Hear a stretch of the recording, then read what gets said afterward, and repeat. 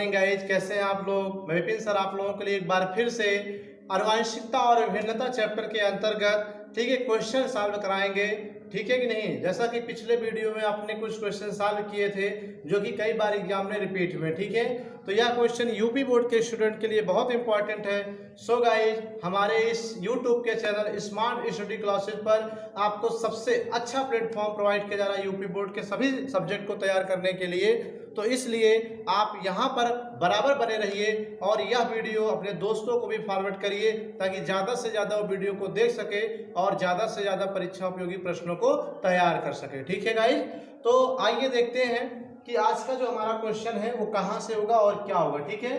तो यह subject biology आनुवंशिकता विभिन्नता जो हमारा चैप्टर चल रहा था उसी का क्लास 12 के स्टूडेंट के लिए, ठीक है कि नहीं। और आज हम 3 प्रश्न पिछले वीडियो में बताए थे, अब चौथे प्रश्न की बात करते हैं इसी पार्ट से कि मानव में लिंग निर्धारण पक्षी में लिंग निर्धारण से किस प्रकार भिन्न है। यहाँ क्वेश्चन की प्रवृत्ति थोड़ा सा चेंज कर दिया है। आपसे ये नहीं पूछ रहा कि मानव में लिंग निर्धारण बताइए, पक्षी में लिंग निर्धारण बताइए, कह रहा है दोनों में कोरिलेट करिए कि मानव में लिंग निर्धारण जो होता है और पक्षी में जो होता है दोनों कैसे भिन्न है आप इस प्रकार, ठीक है। तो आइए हम लोग देखते हैं क्वेश्चन का आंसर, ठीक है। मानव में लिंग निर्धारण को पहले हम यहाँ पे डायग्राम से लिखेंगे। तो जो मानव में नर होता है बेटा लड़का होता है, ठीक है, या जो आप सीधा सीधा कहिए पुरुष होता है या नर ही लिख लीजिए, कोई दिक्कत नहीं। या यक्ष वाई होता है और मादा में जो होता है बेटा यक्ष यक्ष। अब यहाँ पर अगर इसका यक्ष इसके यक्ष से मिलेगा तो यक्ष यक्ष और इसका यक्ष अगर इसके यक्ष से मिला तो यक्ष यक्ष यानी लड़की हुई, क्योंकि यक्ष यक्ष क्या होता है लड़की का लक्षण। और यक्ष वाई जो होता है ये लड़का हुआ, क्योंकि यक्ष वाई बॉयज के अंदर होता है, ठीक है, नर के अंदर होता है, इसलिए क्या हुआ लड़का हुआ, ठीक है कि नहीं। अब पक्षी की बात करें तो पक्षी में मैंने आपको बताया होगा, याद होगा कि जेड जेड और जेड डब्लू। जेड जेड नर पक्षी और जेड डब्लू आपको बताया था मादा पक्षी, ठीक है। अब इसका जेड इसके जेड से मिलेगा तो जेड जेड अर्थात नर बना नर पक्षी। इसका जेड अगर इसके डब्लू से मिला तो जेड डब्लू अर्थात मादा पक्षी, ठीक है, ये बना। और अगर इसका जेड इसके जेड से मिला तो जेड जेड अर्थात नर पक्षी। और अगर इसका जेड इसके डब्लू से मिला तो जेड डब्लू अर्थात मादा पक्षी, ठीक है। ये मैंने मानव में, ठीक है, यहां मैं लिख दे रहा हूं मानव में लिंग निर्धारण, ठीक है, मानव में लिंग निर्धारण की रूपरेखा। और यहां पर मैं लिखता हूं पक्षी में, ठीक है, पक्षी में लिंग निर्धारण की रूपरेखा, ठीक है। तो इस तरह से मैंने यहाँ पे दोनों बेटा लिख दिया। अब आप ध्यान दीजिए कि ये क्या है बेटा पक्षी में है और ये क्या है मानव में है, ठीक, ये मानव में और ये पक्षी में। डिफरेंस क्या है कह रहा है, तो दोनों के लिंग निर्धारण में कोई डिफरेंस नहीं, पहली चीज, लेकिन डिफरेंस है भी। क्या ये जानना चाह रहा, क्वेश्चन की प्रवृत्ति जो है वो जानना क्या एग्जामिनर चाह रहा है, ये देखिए बेटा। यहाँ जो नर में लिंग गुणसूत्र है एक्स वाई है, ठीक है, यक्ष और वाई दोनों लिंग गुणसूत्र समान है, विषम है, यक्ष वाई विषम है ना, तो ये विषम युग्मजीव होता है। क्या होता है विषम युग्मजीव होता है। और यहाँ पक्षी में तुलना करो, मानव का नर विषम युग्मजीव अर्थात यक्ष वाई और पक्षी का जो नर है ये जेड जेड है, दोनों जेड जेड दोनों जेड ही है, इसलिए क्या है सम युग्मजीव है, ओके। और मानव का जो मादा है अगर इसे देखोगे आप तो ये क्या है यक्ष यक्ष सम युग्मजीव है। और पक्षी का जो मादा है इसे देखोगे तो एक जेड है और एक डब्लू है अर्थात विषम युग्मजीव है। क्या है विषम युग्मजीव, ठीक है। यही चीज यहाँ पर जानना चाह रहा था तो मैंने उस चीज को क्लियर किया। तो जरा आप लिखोगे क्या, ये समझो पेपर में सपोज करिए क्वेश्चन आ गया तो आपको फिर क्या करना है डायग्राम बनाना है ऐसे मानव में लिंग निर्धारण का और पक्षी में लिंग निर्धारण का, ठीक है। बनाने के बाद नीचे 2 लाइन लिख देना है कि मानव में लिंग निर्धारण में, ठीक है, जो नर होता है उसके जो लिंग गुणसूत्र होता है वो XY अर्थात विषम युग्मजीव होता है, जबकि मानव के मादा में X एक सम युग्मजीव होता है। लेकिन पक्षी की बात करें तो यहाँ नर जो होता है पक्षी का वो क्या होता है, समयुग्मजी है, अर्थात मानव के नर का जस्ट उल्टा। मानव के नर में विषम युग्मजी और पक्षी के नर में समयुग्मजी, ठीक है। और मानव के मादा में समयुग्मजी XX, लेकिन पक्षी के मादा में ZW विषम युग्मजी होता है, ठीक है कि नहीं। तो ये इस तरह से क्या हुआ, आपको 2 लाइन नीचे लिख देना है गाइस, ठीक है। तो ये क्वेश्चन भी आपका कंप्लीट हो गया। नोट करना चाहे सभी गाइस नोट कर ले। तो गाइस चलते हैं अब हम नेक्स्ट क्वेश्चन की ओर, जो इस वीडियो का दूसरा और इस पार्ट का जो 5वां क्वेश्चन एक तरह से है, वो है डाउन सिंड्रोम क्या है, इससे प्रभावित बच्चे को मंगोलियन इडियट कहते हैं क्यों। ठीक है, ये क्वेश्चन यूपी बोर्ड 2011 में और 2015 में पूछा गया है, ठीक है, 2 बार रिपीट हुआ है। तो मैंने इस वीडियो में जब आपको डाउन सिंड्रोम के बारे में बताया था तो वहां पर इसकी चर्चा किए थे कि इसे मंगोलिज्म भी कहते हैं, अर्थात मंगोली जड़ता भी कहते हैं, ठीक है। तो चाहे आप मंगोलियन इडियट कहिए या मंगोली जड़ता कहिए, लोग बोलते हैं ना भगवान ने आपको जड़ दिया है। जड़ दिया है माने बना दिया है, तो यहाँ पर क्या बना दिया है, मंगोलियन इडियट बना दिया है। किसे, डाउन सिंड्रोम से पीड़ित बच्चे को। तो सबसे पहले डाउन सिंड्रोम क्या है, तो मैंने बताया था कि जब, ठीक है, क्या होता है कि 21वीं जोड़ी गुणसूत्र, ठीक है, 21वीं जोड़ी गुणसूत्र, आपको पता होगा हर जोड़ी में सिर्फ 2 गुणसूत्र होते हैं। तो जब 21वीं जोड़ी गुणसूत्र 2 के बजाय, ठीक है, 2 के बजाय कितना 3 हो जाता है, ठीक है, 3 हो जाता है, तो इसे ही क्या कहते हैं, डाउन सिंड्रोम कहते हैं। इसे ही डाउन सिंड्रोम कहते हैं, ठीक है गाइस। तो ये कंप्लीट आपका आंसर है कि डाउन सिंड्रोम क्या है। मैंने आपको बोला कि मानव में 46 गुणसूत्र है, जो कि जोड़े में बात करें 23, 1 जोड़ा, 2 जोड़ा, 3 जोड़ा, 4 जोड़ा, 5 जोड़ा, 6 जोड़ा, 8 जोड़ा, 10 जोड़ा, ऐसे ही है। तो जो 21वीं जोड़ी है उसमें 2 के बजाय क्या होता है, 3 गुणसूत्र हो जाता है। तो इसे क्या हम कहते हैं, 21वीं जोड़ी में 2 के बजाय कितना हो जाए, 3 हो जाता है, तो इसे हम डाउन सिंड्रोम कहते हैं। और इस दशा को या इसे एकाधिसूत्रता कहते हैं, ठीक है, एकाधिसूत्रता या ट्राइसोमिक कहते हैं, ठीक है, ट्राइसोमिक कहते हैं, ठीक है। क्यों कहते हैं भैया, बोलो, जोड़ा का मतलब 2 होना चाहिए लेकिन 3 हो गया, 3 माने ट्राई, ट्राई माने 3 होता है, सोमी माने गुणसूत्र होता है, ठीक है, 3 गुणसूत्र हो जाता है, इसलिए ट्राइसोमिक भी कहते हैं, ठीक है। अब इसके लक्षण में मैंने बताया था बेटा कि गर्दन, ऐसे रोग से पीड़ित जो बच्चा होगा उसकी गर्दन मोटी होगी और क्या होगा, सिर पूरा गोल होगा, और ऐसे कंडीशन में उसकी पलकें क्या होंगी, मंगोलों की भांति होती हैं, आंखें उभरी हुई, मुंह खुला हुआ, ठीक है, जीभ मोटी, त्वचा खुरदुरी। ये डाउन सिंड्रोम के लक्षण है। जो पूछ रहा है कि इसे मंगोली जड़ता क्यों है, ठीक है, तो सिंपल सा आंसर है कि इसे मंगोलियन इडियट, ठीक है, इडियट या आप जड़ता भी कह सकते हो, राइट। मंगोली इडियट क्यों, ठीक है, क्योंकि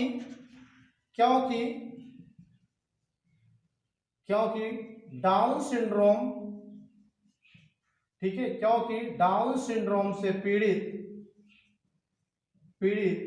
बच्चा, ठीक है, या बच्चे की जो शरीर है, शरीर व जो शक्ल है, ठीक है, मंगोलों की भांति होती है, ठीक है, कैसे होती है, मंगोलों की भांति होती है, ठीक है, मंगोलों की भांति होती है, इसलिए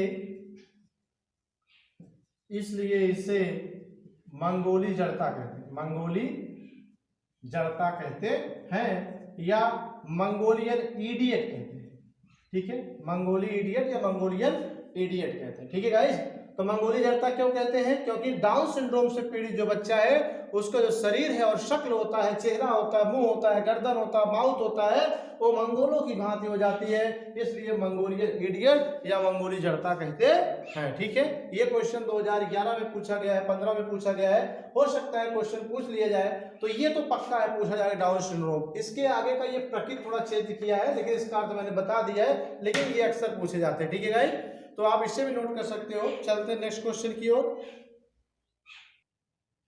तो गाइस नोट कर लिया होगा।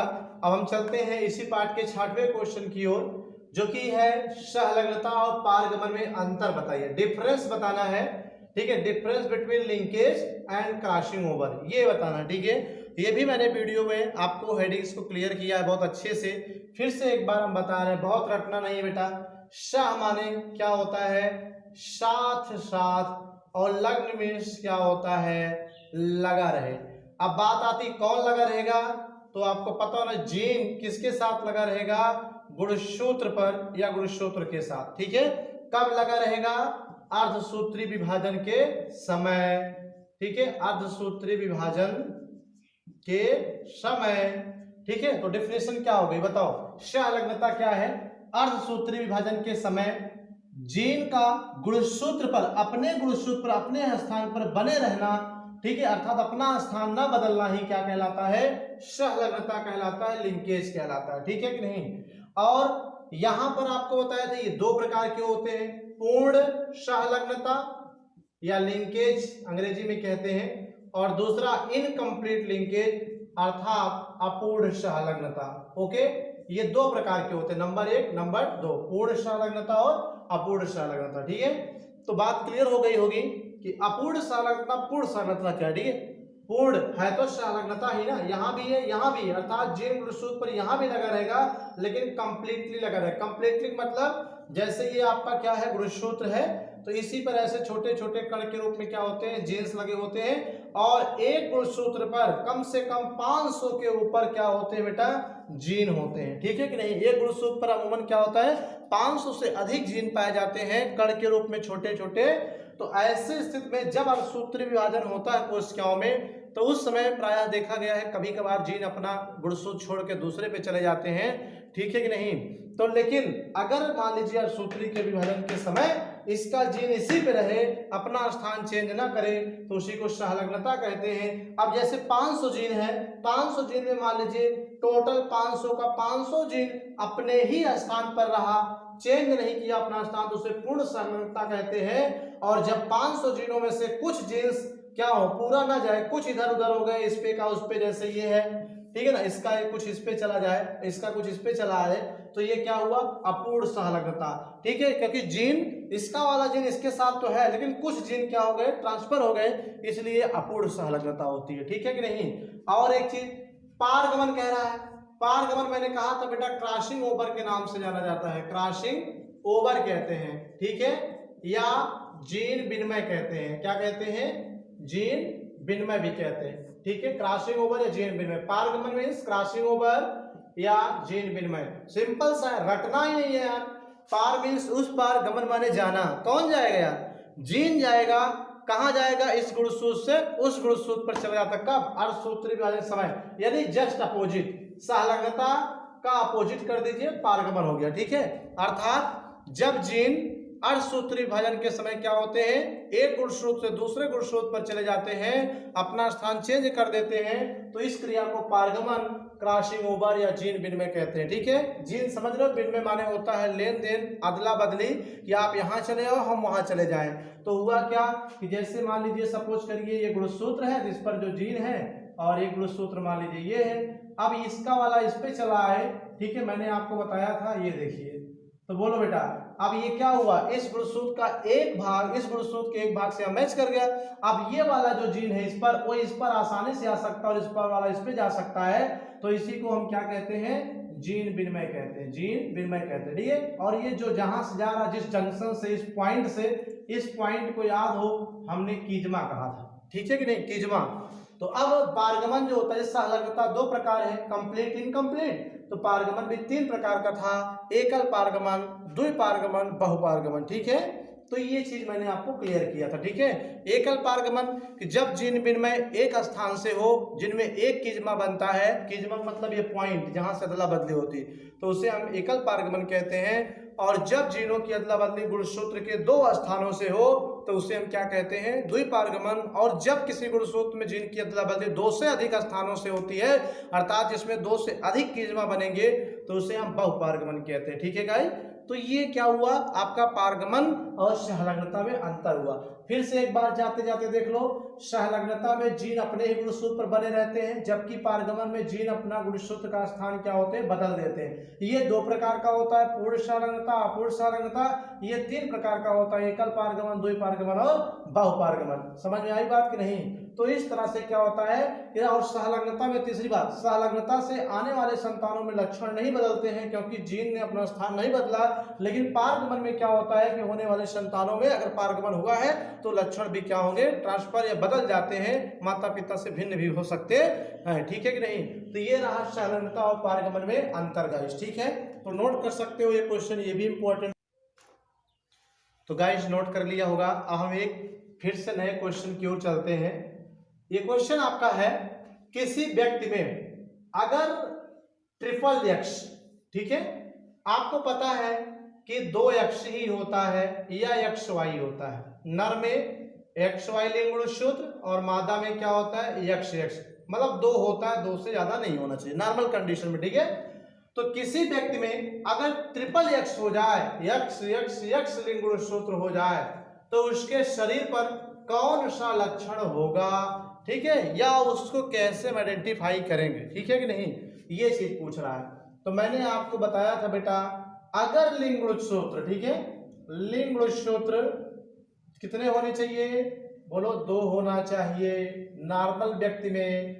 अगर 2 से ज्यादा हो गया, ठीक है, लिंग गुणसूत्र, ठीक है, 2 से ज्यादा, ठीक है, हुआ तो यह, ठीक है, क्लाइनेफिल्टर सिंड्रोम होगा। कौन सा सिंड्रोम होगा? क्लाइनेफिल्टर सिंड्रोम होगा। ठीक, क्लाइनेफिल्टर सिंड्रोम होगा। राइट, मैंने आपको बताया कि डाउन सिंड्रोम में 21वीं जोड़ी गुणसूत्र 2 के बजाय 3 होता है। 21वीं जोड़ी माने काई गुणसूत्र, लिंग गुणसूत्र नहीं। लिंग गुणसूत्र तो 23वीं जोड़ी होता है ना, अंतिम वाला।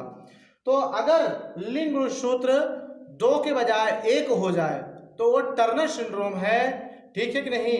और ऐसी स्थिति में वो वाली स्त्रियां, अंडाणु उनमें विकसित नहीं होता है क्योंकि उनके अंडाशय पूर्ण रूप से विकसित नहीं होते हैं, अर्थात उनके जननांग पूर्ण रूप से विकसित नहीं होते, वो अर्ध स्त्री के रूप में कार्य करती हैं। ठीक है, लेकिन अगर लिंग गुणसूत्र 2 के बजाय 3 हो जाए, कितना हो जाए? 2 के बजाय 3 हो जाए, यानी XX हो जाए या XY हो जाए, तो ऐसी कंडीशन में, ठीक है, वो व्यक्ति, वो स्त्रियां या वे पुरुष भी क्या है, सामान्य स्त्री पुरुष नहीं होते हैं। उनके जो बॉडी के लक्षण है वो भी सामान्य पुरुषों से हट के होते हैं। लेकिन यहाँ चूंकि क्वेश्चन है कि ट्रिपल एक्स की बात कर रहा है, तो इसका मतलब XX मीन्स मादा, और 1 X से आ गया तो अतिमादा होगी। क्या होगी बेटा?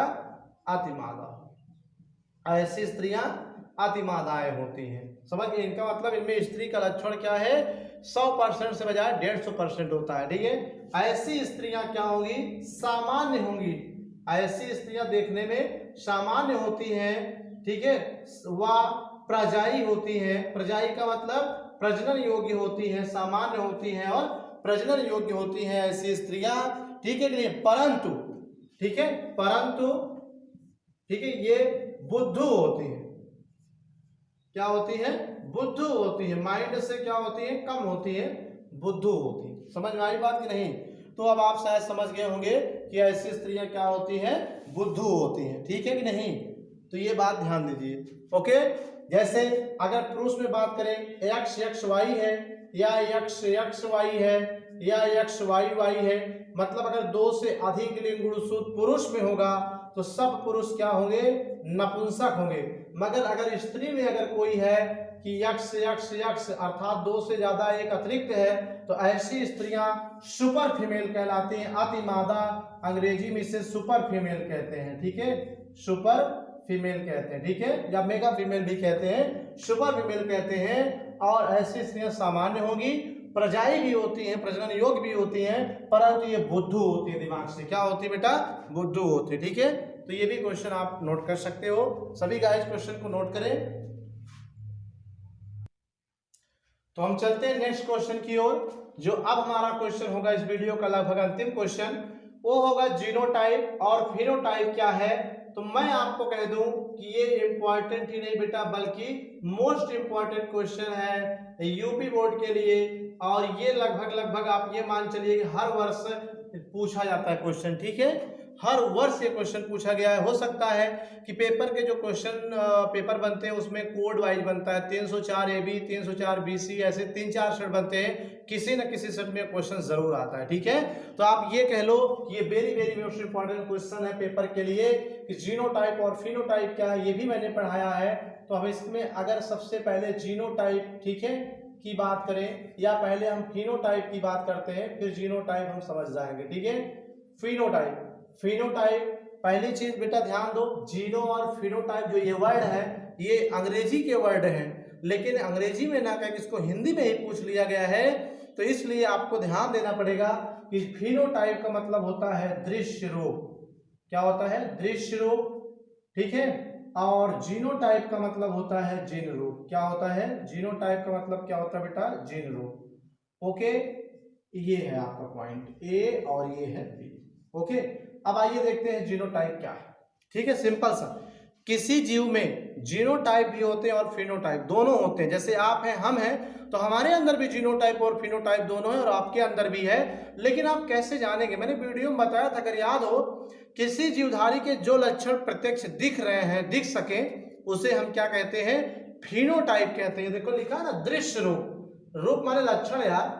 ठीक है, जो लक्षण, जो रूप किसी भी जीव का दिखाई दे, प्रत्यक्ष प्रदर्शित हो पीढ़ी में, संतान में, वो उसका फिनोटाइप है। और उस लक्षण को दिखाने वाला जो जीन है वो उसका जीनोटाइप है। राइट, मैंने आपको कहा था गाइस कि किसी भी व्यक्ति में जो लंबापन, गोरापन, कालापन, टेढ़ापन, ठीक है, बौनापन, ये जितने लक्षण होते हैं, आंख की बनावट, हाथ की बनावट, कान की बनावट, ये जितने भी लक्षण होते हैं सबको जीन नियंत्रित करता है। ठीक है, तो सपोज करिए कि मैं खड़ा हूं और मेरी नाक ऐसे टेढ़ी है। ठीक है, तो ये जो अगर जन्मजात टेढ़ी है, मान लीजिए मैंने टेढ़ा किया, लेकिन सपोज करिए पैदाइशी टेढ़ी है, तो जो ये टेढ़ापन देख पा रहे बेटा ना, ये टेढ़ापन मेरा क्या है? फिनोटाइप है। और इसको टेढ़ा करने वाला जो जिम्मेदार जीन है वो क्या है? इसका जीनोटाइप है। समझ में आ रही बात कि नहीं? अगर आप लंबे हैं तो आपका जो लंबापन है वो क्या होगा? फिनोटाइप होगा। अगर आप बौने हैं तो ये भी लक्षण हम देख पा रहे हैं, तो लंबापन, बौनापन जो है वो फिनोटाइप है। और उस लंबे और बौनेपन को जो जीन ने नियंत्रित किया, जिस जीन ने आपको लंबा और बौना बनाया, उस जीन को हम उसका क्या कहते हैं? जीनोटाइप। जैसे ठीक है, मेंडल के प्रयोग में, ठीक है, मेंडल के प्रयोग में मटर के पौधे का, ठीक है, मटर के पौधे का लंबापन, ठीक है, व बौनापन, बौनापन, ठीक है, फिनोटाइप है। मटर का क्या है? फिनोटाइप है। ओके, और जीनोटाइप क्या है? कि लंबेपन, ठीक है, व बौनेपन, बौनेपन का कारक, बौनेपन का जिम्मेदार कारक अर्थात जीन, ठीक है, कैपिटल टी व स्मॉल टी क्या है? बोलो, जीनोटाइप। क्या है? जीनोटाइप। समझ में आ गई बात कि नहीं? भाई सीधी सी बात है, अगर आप गोरे हैं तो गोरापन तो दिख ही रहा है, ये फिनोटाइप है, दिखने योग्य है, लेकिन इस गोरा बनाने वाले जीन को कहाँ देख पा रहे हो? तो उसका जीनोटाइप होगा। राइट, तो ये भी आप पे क्लियर हो गई। तो नोट करिए सभी गाइस। तो आज के इस वीडियो में इतना ही क्वेश्चन, फिर मिलते हैं नेक्स्ट वीडियो में कुछ क्वेश्चन के साथ। तब तक के लिए thank you for watching this video guys. Video अच्छी लगे कमेंट भी करिए, शेयर भी करिए और वीडियो को पूरा देखिए। ठीक है, क्योंकि ये क्वेश्चन एग्जाम में पूछे जा सकते हैं, 100% पूछने के चांसेज हैं। और वीडियो को शेयर भी करिए। ठीक है कि नहीं? धन्यवाद, thank you for watching this video guys, thank you.